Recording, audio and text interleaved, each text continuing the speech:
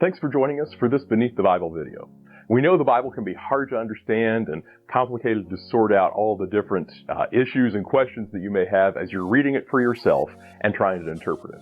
So what we're wanting to do in this series is just to provide some background information, some context, and some helpful resources for you to interpret the Bible. So here's what we want you to know before you read.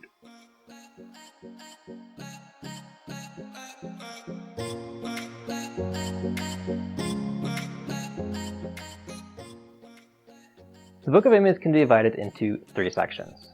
The first section consists of the first two chapters, which include a kind of introduction followed by a poem against the nations bordering Israel, which then turns to condemn both Israel and Judah. The middle section, chapters 3 through 6, contain what are called covenant lawsuits, which were legal proceedings brought against those guilty of transgressing the terms of a covenant. This is a familiar form of writing known throughout the ancient Near East. These kinds of lawsuits mirror the form of ancient Near Eastern covenants, and we find both covenants and covenant lawsuits going all the way back to the Bronze Age, so it's easy to recognize them. Let's take a look at the literary form of the covenant lawsuit. These lawsuits, both within and outside of the Bible, start by introducing the scene and the plaintiff. In the Bible, the plaintiff is Yahweh. Next is the historical review, which establishes the basis for the lawsuit, describing the historical transgression of the terms of the covenant. This is followed by an indictment, which is the actual accusation against the defendant. Following the indictment is the judgment, almost always presenting a guilty verdict with an appropriate sentence.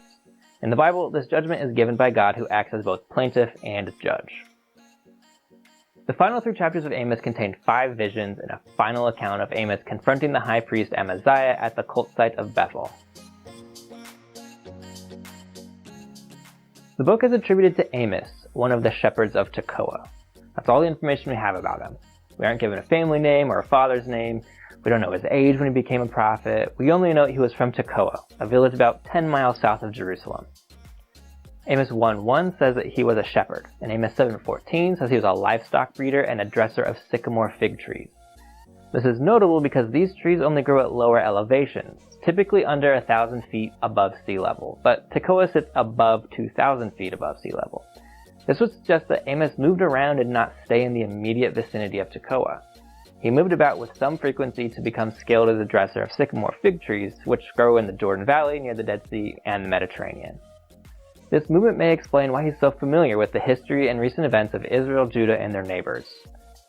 Amos is also familiar with literary techniques and tropes that one may not expect from a shepherd. While he was a shepherd and ostensibly an outsider to the ruling classes of Israel and Judah, we should be careful not to associate him with ignorance or a lack of sophistication. The text indicates Amos was active during the reigns of Uzziah, king of Judah, and of Jeroboam II, king of Israel. It also says he prophesied 2 years before the earthquake, an event that archaeologists have found evidence for all over the southern Levant. Many sites with 8th century occupation exhibit signs of tectonic disturbance. Huge walls are displaced and buildings have collapsed. Earthquake damage is often distinct from more general destructions, like from conquest, so archaeologists are able to distinguish the cause of different kinds of destruction.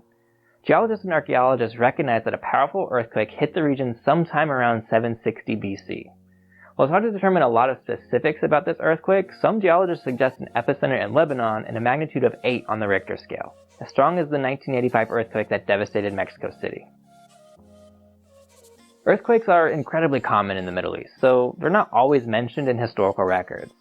That means that when Amos mentions the earthquake, this would indicate it was of particular significance, and a magnitude 8 event would certainly be noteworthy. From the textual reference to an earthquake, which has archaeological and geological corroboration, we can date Amos's ministry to the 760s BC. The prophet indicates he worked under the reigns of Uzziah and Jeroboam II. By most standards, the reign of Jeroboam II was incredibly successful. The text mentions the prophet Jonah blessing Jeroboam II despite him being undeserving.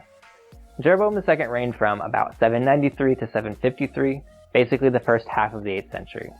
The latter half of the 9th century had been a difficult time for Israel and Judah, as the Aramean states had campaigned against them, but the Assyrian king Adad-nirari III had defeated the Aramean states and pacified them. After Adad-nirari died, the Assyrian state experienced its own troubles, with a resurgent kingdom called Urartu to their north. In the early 8th century then, the Aramean states of Syria were weak, as well as Assyria, as well as Babylon and Egypt. This relative power vacuum allowed Jeroboam and Uzziah to build strong kingdoms, even reestablishing Israel's borders and building strong commercial ties during a period of relative peace. Amos indicates that the northern kingdom of Israel, where he directed most of his prophetic work, was a prosperous place near the end of the reign of Jeroboam II. It took time to build that level of prosperity, but with prosperity came many others who were poor and disadvantaged. Amos condemns the elite in Israel for their lack of concern for the oppressed.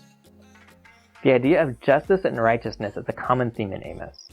This is Israel's concept of cosmic order and harmony, when there is justice in the land, something that was missing despite the prosperity and peace for some during this time.